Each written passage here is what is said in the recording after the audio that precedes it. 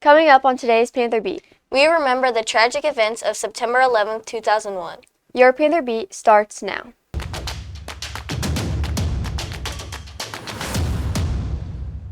Hey O'Fallon, I'm Tess. And I'm Mia, and this is your Panther Beat for Thursday, September 11th.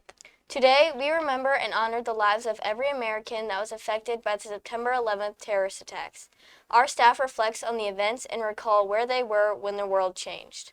So I was actually teaching at Belleville-Althoff on the day 9/11 happened. I was teaching a current events class of all things, and had a kid come in late, tell me that there had been a plane that flew into the Twin Towers.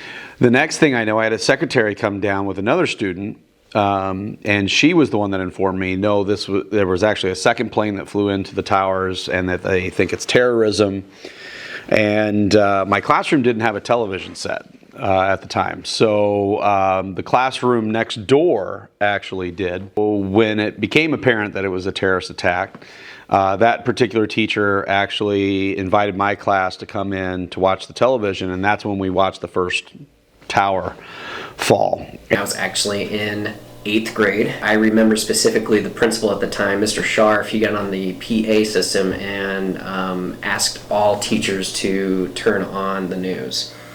And when the news came on, the first thing that I remember seeing was one of the towers smoking and in flames from something. No one knew what was going on at that point. It was complete shock. And then as we started watching the news, we realized that a plane was actually flown into one of the towers at that time. It was my first year teaching at O'Fallon High School, my third year teaching overall. I had just finished teaching orchestra class, which was first hour, and I went into my colleague's office who was listening to a radio show, and they were talking about something that had happened. And it was very confusing to me. So then I went over to AV where we made the copies. They had TVs, and I saw what was unfolding. The students didn't really react like anything big was happening. I think, much like teenagers, they didn't understand the gravity of the situation. I mean, there were some that were freaked out, and I think because they had military relatives with the base, but there were others who were just going about their normal conversations and everything else like that. I remember for the adults, it was very scary. I mean, we were all wanting to kind of reach out to our families. I was in shock, disbelief. I think I felt like everyone did at the time. We quickly turned our TVs on. We had the old Channel 1 TVs in the corner of our classroom, so we all turned the TVs on very quickly to see what was happening. It was really our only source of media to tell us what exactly was happening. Scuda, as you know, in this area has 100% of the students that are military and live at Scott Air Force Base. And as a result, I had several students in my classes throughout the day that were military connected. And specifically during this time, I had a student that had a parent at the Pentagon. We went into, I would say, managing emotional crisis happening all around us, specifically in my room, because I had a student that was obviously having a lot of emotions about what was happening and the unknown of what was going on. I was in a state of shock, of course, just trying to understand, and at that point we didn't really know what was happening except for that a plane had crashed into the building. After that second hour period, which was my prep, a lot of students were knowing that it was a targeted attack, and third hour was marching band. So I had 250 students come in that were grieving, that didn't know how to process this, that had parents who were at the Pentagon, parents who were in DC, military-connected parents. We did not rehearse during third hour. Rather, we just counseled each other, students and teachers alike. Well, I remember going home and just being completely fixated on the news. And, after 9/11, when you found out about the Pentagon being attacked, and you found out about the plane crashing in Pennsylvania and how people fought back on Flight 93 when you found out that we were shooting missiles into Afghanistan and war was imminent. I mean, it was really frightening stuff. You know, and I remember getting home and my parents and I and my sister, we all just sat on the couch and watched the live broadcast of it throughout the whole entire day, you know, and it wasn't just that day either, because it lingered throughout, you know, the rest of the year for a long time. We made it through the rest of the school day, but then had to manage getting our students home, and that was very difficult. They weren't allowed to go home with their backpacks or any of their personal belongings because there were armed military folks that were coming on the buses and checking the buses for bombs and all kinds of other things. They were armed and they came on to the buses where our students were. So it was a very rough day for our students. It was rough for us as teachers.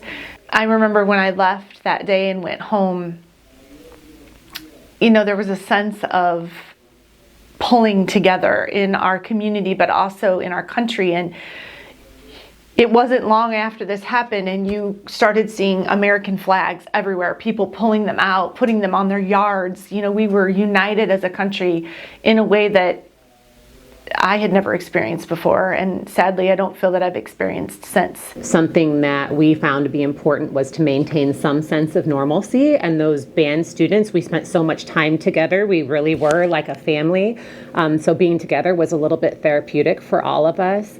I do remember one moment though, while we were at that night rehearsal. We were in the stadium, and of course all the planes had been grounded. There was not a plane in the sky, and there was a moment when we had stopped rehearsing and a plane flew into Scott, purposefully, and all of us completely stopped what we were doing, and it was 100% silent and just watched the plane go by. I remember that being a very unsettling feeling, and you really felt the gravity of what was occurring.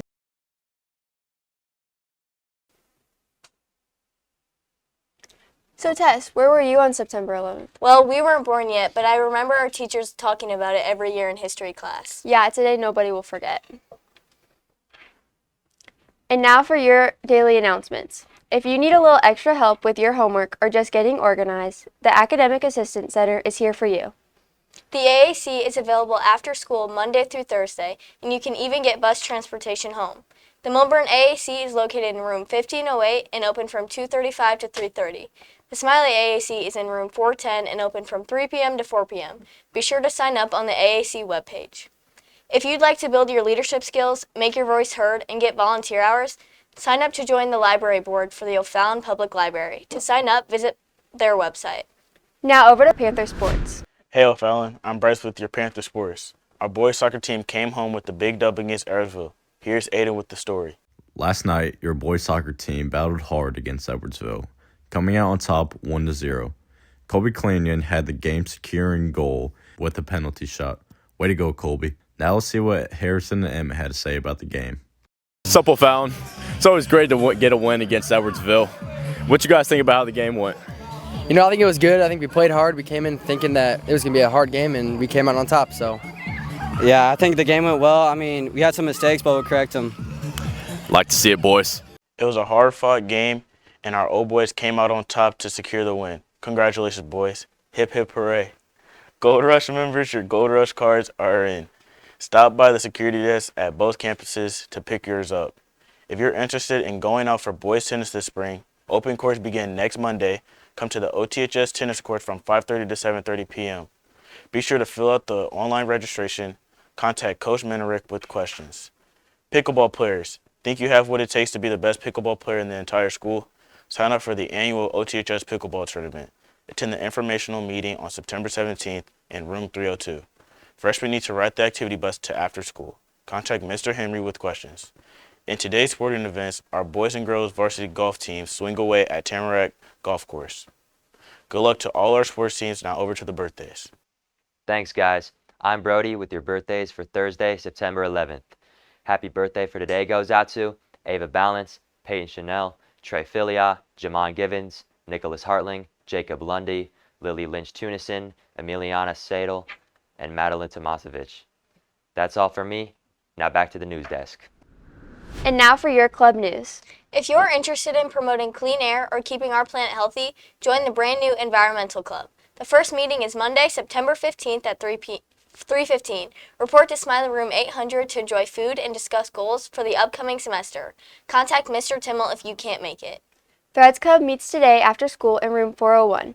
All you need is passion for sewing, knitting, or crochet. All supplies will be provided. Gold Rush members, your Gold Rush cards are in. Stop by the security desk at both campuses to pick yours up.